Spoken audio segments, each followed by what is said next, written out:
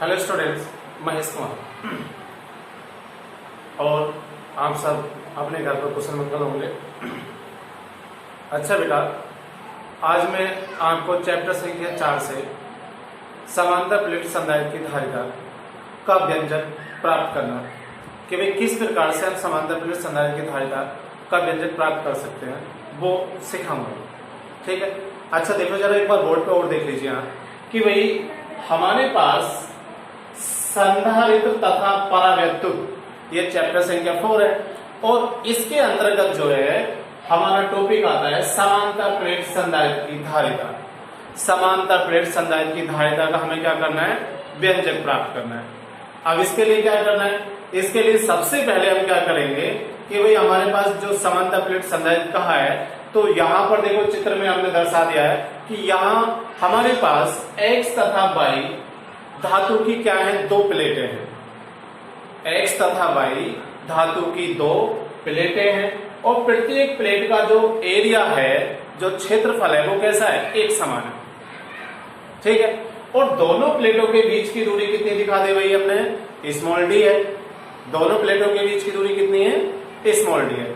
इसके बाद में हमने करा क्या कि हमने जो प्लेट हमारी x है उस प्लेट को हमने क्या करा, इस विद्युत स्रोत से जोड़ दिया, जहां से हम उसे क्या कर रहे हैं, कुछ चार्ज दे रहे हैं। किसे हमने क्या करा, प्लस के क्यू चार्ज दिया। अब जब प्लस के क्यू चार्ज दिया जाता है तो इस वाली प्लेट पर, इसके पृष्ठ पर क्या होगा, सारा का सारा चार्ज जो है, इस प्रकार से हमारे पास ये प्लेट है और इस पे सारा का सारा चार्ज एक समान रूप से क्या हो जाता है भाई, फैल जाता है। ठीक है। अब इस वाली प्लेट पे तो हमारा जो प्लस के चार्ज हो गया। अब प्रेरण द्वारा कि भाई हम कह सकते हैं इसके सामने दूसरी वाली प्लेट रखी हुई है कि प्रेरण द्वारा जो दूसरी वाली प्लेट है उसके भीतर वाले तल पर माइनस के चार्ज उत्पन्न हो जाता है और बाहरी तल पर कैसा होगा, प्लस के चार्ज उत्पन्न हो जाता है। चूंकि प्लेट y जो है वो पृथ्वी से क्या है, जुड़ी हुई है। चूंकि प्लेट y पृथ्वी से जुड़ी हुई है। अब जब पृथ्वी से बेटा ये जुड़ी हुई है तो यहां पृथ्वी से आने वाले जो इलेक्ट्रॉन है और इसका जो चार्ज है, तो पृथ्वी से आने वाले इलेक्ट्रॉनों से वो प्लेट y का चार्ज जो है क्या होगा, निरावेशित हो जाएगा, मतलब खत्म हो गया। तो हम कह सकते हैं कि भी प्लेट x और प्लेट y दोनों पर जो है समान और विपरीत प्रकार का चार्ज क्या है, उपस्थित है। बात क्लियर हो गई कि भाई प्लेट x पे तो प्लस का चार्ज हो गया और प्लेट y पे कैसा चार्ज हो गया, माइनस के चार्ज हो गया। अब इतनी ही चीज को भाई हम यहां पर जो है लिख सकते हैं। ठीक है। नहीं तो जो है आपको मैं बताऊं फिर भी जो है भाई लिख लिया जाए ना, तो जो है डायरेक्ट हम फार्मूला सिद्ध कर सकते हैं। एक ही बात में जो है जरा से जाएगा फार्मूला आ जाएगा, लेकिन फिर भी थोड़ा सा देख लीजिए। देखो किस प्रकार से कि भाई मान लिया जाए कि माना x व y धातु की दो प्लेटें जिनमें, ठीक है, प्रत्येक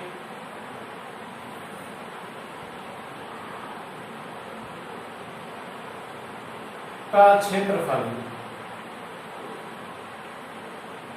कैपिटल ए है। भाई प्रत्येक प्लेट का क्षेत्रफल कितना दिखा रखा है, कैपिटल ए हमने मान लिया है। उसके बाद में देखो तथा प्लेटों के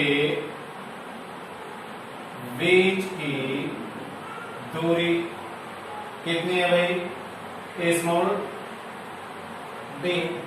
प्लेटों के बीच की दूरी कितनी हो गई, स्मॉल डी हो गई। कि भाई पहले लिख लिया जाए कि प्लेट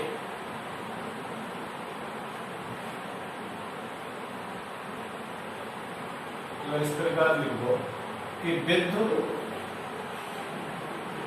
स्रोत द्वारा प्लेट x को प्लस q आवेश दिया जाता है।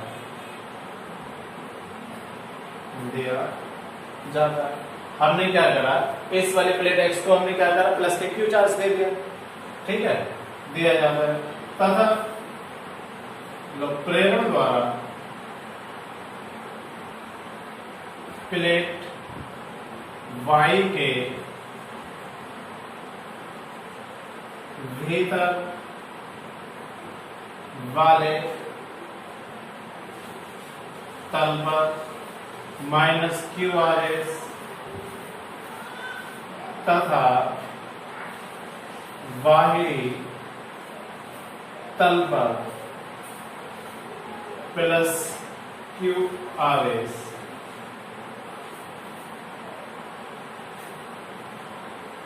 उत्पन्न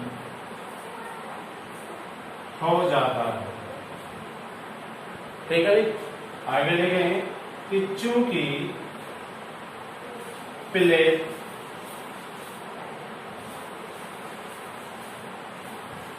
बाई रहेगा, चूंकि बाई प्लेट पृथ्वी से जुड़ी है, पृथ्वी से जुड़ी है,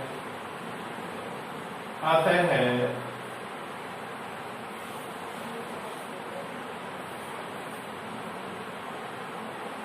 प्लेट वाई के बाहरी तल का आवेश पृथ्वी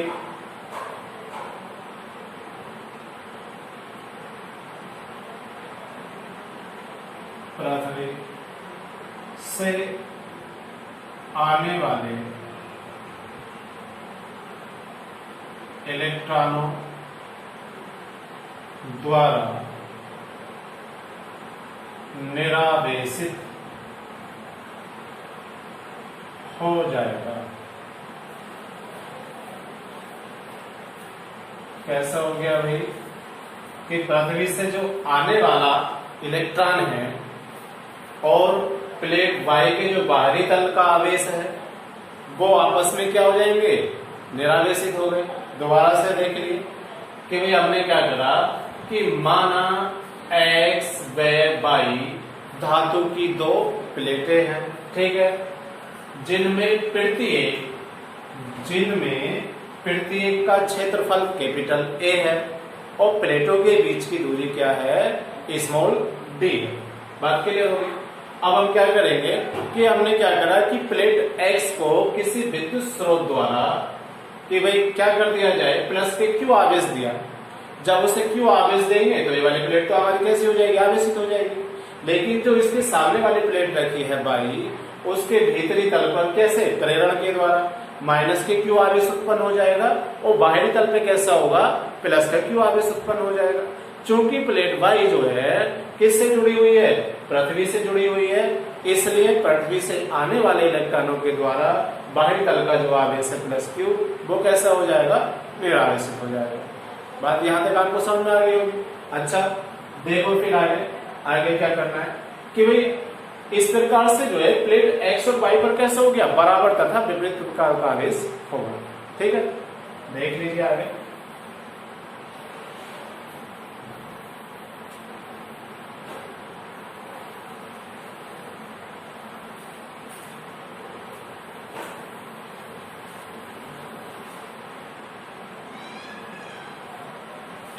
ठीक है, लिख लेंगे। आता है प्लेटों एक्स व वाई पर विपरीत तथा बराबर आवेश होगा कि भाई दोनों प्लेटों पर कैसा आएगा, विपरीत और कैसा है, बराबर। अगर इस पे चार्ज प्लस का क्यू है तो इस पे चार्ज कैसा होगा, माइनस के क्यू होगा। अगर इस पे माइनस का दिखा रखा है, माइनस के 2 कॉलम है, तो इस पे कैसा होगा, प्लस के 2 कॉलम होगा। ठीक है, अब एक चीज और लिख लेंगे कि भाई तथा प्रत्येक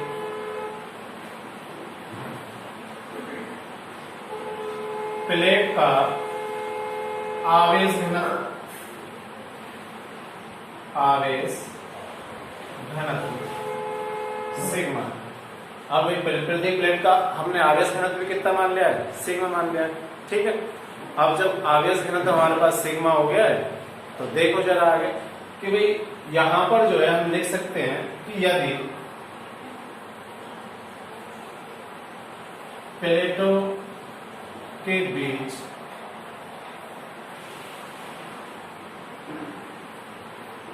के माध्यम में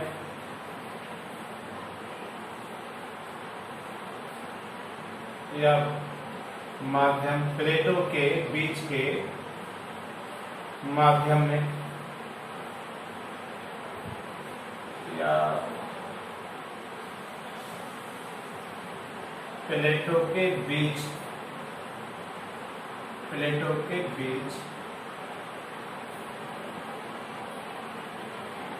का माध्यम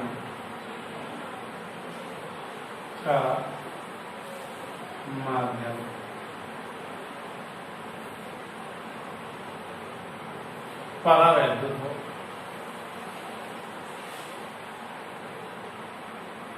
तब कि भाई हम कह सकते हैं कि यदि मान लिया जाए इसके जो बीच का जो स्थान है यहाँ पे वायु ना होकर कोई परावैद्युत माध्यम ले लिया जाए, ठीक है।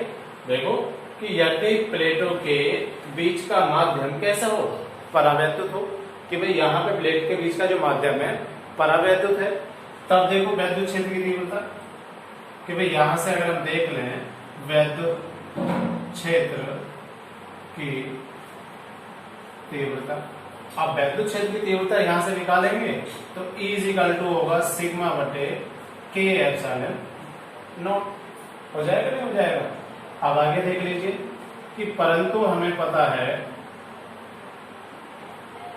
क्या पता है भाई कि सिग्मा बराबर होता है Q/A के, इसलिए हमारे पास E की जो वैल्यू हो जाएगी Q अपॉन कितना आएगा K इंटू A और एप्सिलॉन नॉट, इसे मान लेंगे समीकरण A, ठीक है। अच्छा देखो इसके आगे फिर किस प्रकार करेंगे।